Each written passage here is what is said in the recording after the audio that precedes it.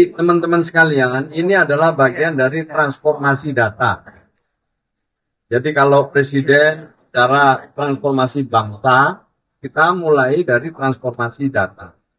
Untuk keperluan itu Presiden menerbitkan Inpres nomor 4 tahun 2025 yang harus jadi pedoman bagi seluruh kementerian, lembaga, pemerintah daerah dalam menyalurkan subsidi sosial maupun bantuan sosial. Salah satu diantaranya adalah bantuan untuk penerima bantuan iuran atau PBI. Sudah ditentukan alokasinya 96,8 juta setiap tahunnya, di mana ini dibagi ke seluruh daerah. Datanya itu adalah dari DTSEN yang kemudian dimutakhirkan beserta beberapa daerah yang ada. Bupati wali kota mengusulkan setiap bulan ya untuk warganya yang mendapatkan PBI. Setelah kita cocokkan, kita lakukan verifikasi, validasi, baru kita tetapkan kemudian alokasinya untuk setiap kabupaten kota. Tahun lalu ini evidence base-nya ya. Tahun lalu itu ada 13 juta lebih yang dimutakhirkan atau dinonaktifkan. Pemerintah memberikan kesempatan untuk reaktivasi. Ada 87.000 lebih yang melakukan reaktivasi dari 13 juta yang dinonaktifkan. Saya terima kasih kepada Prof. Dasko ya, yang hari ini mengumpulkan kita semua dan memberikan dukungan untuk mengatasi dinamika-dinamika yang ada di lapangan. Ya, sampai 3 bulan ke depan kita diberi kesempatan untuk merespon ya keluhan atau kekurangan-kekurangan dari mekanisme yang kita buat. Ya, jadi ada pemutakhiran itu. Tahun ini itu diperkirakan ya sementara ini masih 11 juta yang akan dinonaktifkan. Tetap dengan bisa melakukan reaktivasi dan diharapkan oleh DPR nanti reaktivasinya lebih cepat. Yang kedua disepakati tadi untuk yang penyakit-penyakit kronis yang membutuhkan perawatan berkelanjutan seperti cuci darah, otomatis tidak boleh ditolak oleh rumah sakit dan langsung nanti pembiayaannya dibiayai oleh pemerintah. Saya kira itu tambahnya dan saya terima kasih dukungan yang luar biasa hari ini untuk kita semua. Kita minta dukungan transformasi data itu didukung oleh masyarakat luas. Masyarakat luas boleh melakukan verifikasi, validasi, boleh melakukan usul dan sanggah melalui saluran yang kami buat, diantaranya adalah aplikasi cek bansos 021121 021171 untuk call center dan juga ada WA center. Jadi semuanya kita ajak untuk melakukan pemutakhiran. Hanya tambah 11 juta jadi gimana? Ya bertambah 11 juta tapi kan 3 bulan. Kemudian ini kan akan dikasih waktu. Kalau habis ya habis, kalau bisa pemutakhiran. Jadi dalam jangka pendek akan ada jumlah lebih dari yang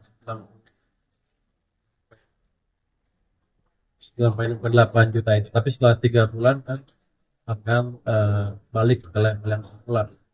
Ini hanya untuk memberikan waktu kepada mereka, ya jangan kaget lah. Atau kalau mau bayar sendiri, jadi tercover, bisa tercover betul. Jadi yang kemarin kan nggak adilnya kenapa? Karena tiba-tiba di bulan Februari ada 11 juta satu bulan, kan kaget semua. Karena belum ada tahapan yang terukur waktu itu. Sebelumnya cuma 1 juta, 2 juta, paling banyak 5 juta, tapi nggak 1 bulan. 1 bulan 11 juta kan 10% tiba-tiba nggak bisa dapat akses, ya pasti ada banyak yang mengumpulkan kemarin mungkin banyak protes. Ini diperbaiki dengan tadi nanti ke depan 3 bulan kalau dia nggak masuk ini dia akan diberitahu 3 bulan sebelum. Jadi sosialisasi akan ditingkatkan lebih baik.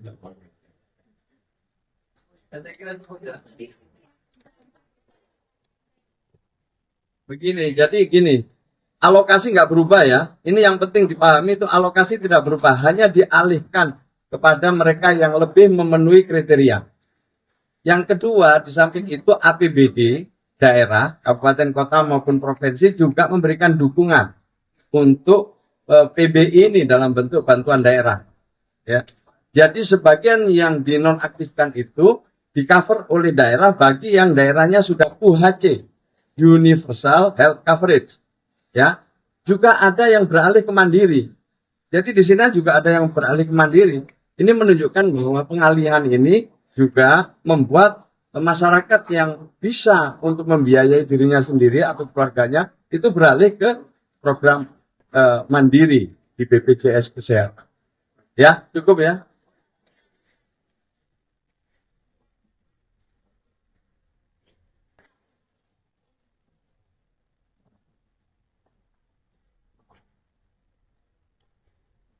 Ya, tadi sudah Pak Dasko sudah menyampaikan ya, 3 bulan ke depan ini akan dijamin. Jadi untuk itu jangan ada rumah sakit yang menolak.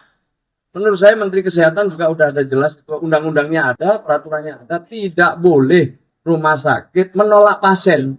Siapapun pasien itu tidak boleh menolak pasien. Untuk itu ini himbauan kepada rumah sakit, jangan ada rumah sakit yang menolak pasien. Soal pembiayaan, pemerintah dan DPR sepakat untuk akan memberikan dukungan. Dan itu nanti kita bisa lakukan hitung-hitungan bersama BPJS. Saya kira ini jaminannya. Berdasarkan desil. Desil 1 itu adalah miskin dan miskin ekstrim. Desil 1 itu udah pasti miskin dan miskin ekstrim. Nah sementara yang dibiayai ini sebenarnya sampai kelompok rentan di desil 4 dan 5. Sebenarnya udah luar biasa alokasi pemerintah itu. Sudah luar biasa. Belum lagi tambahan dari daerah. Jadi sudah luar biasa. Menurut saya ini kita harus dukung secara bersama-sama ya. Sudah cukup besar anggaran yang diberikan. Terima kasih, Bro. Terima kasih. Terima kasih. Oke, terima kasih ya. Ya, jadi kalau tadi DPR dan pemerintah sepakat bahwa selama 3 bulan seluruh layanan kesehatan termasuk PPI itu dibayarkan oleh pemerintah. Tadi sudah sepakat, yang bagian bayar-bayar sudah oke. Terus, gitu. Sambil kemudian pihak-pihak terkait dalam hal ini Kementerian Sosial, BPS, dan Kesehatan itu kemudian memutakhirkan data terbaru dengan pembanding yang terbaru. Ya.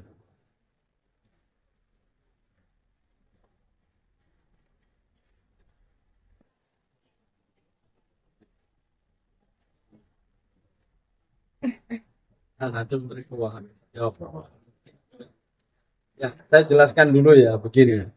Jadi pengalihan secara bertahap dari bulan Mei 2025 di Januari dan 2026 membuat inclusion dan exclusion error turun signifikan.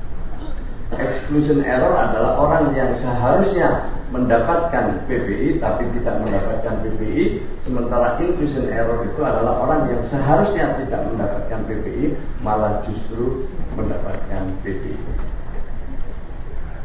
Jadi alhamdulillah, oleh karena itulah kemudian kita mencoba untuk memanfaatkan desil ini dengan asumsi bahwa desil ini belum sepenuhnya sempurna.